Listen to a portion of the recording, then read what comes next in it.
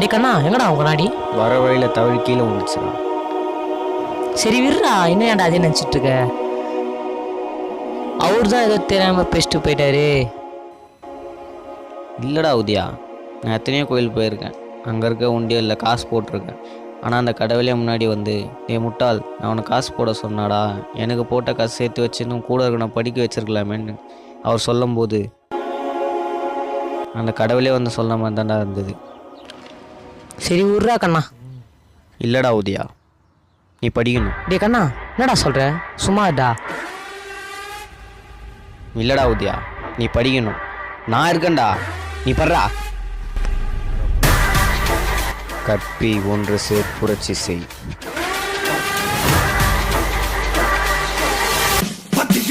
நெருப்பிவ பாருடா.